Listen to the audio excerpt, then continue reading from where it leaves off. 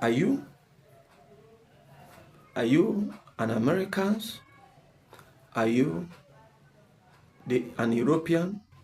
Or are you from Asia? Please pay attention to this dream interpretation. Dog in the dream represent a good relationship, a mutual friend, a close associate. So when you find yourself in your dream, you are playing passionately with a black dog.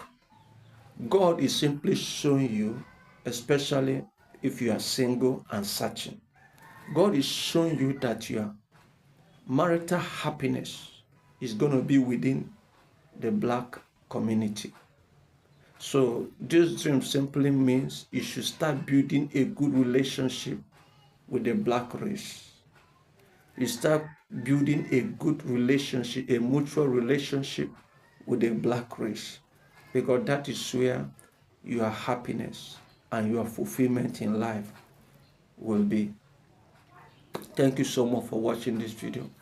Don't forget to subscribe to this channel, like this video, and share your thoughts and your dream in the comment section. Bye and God bless you.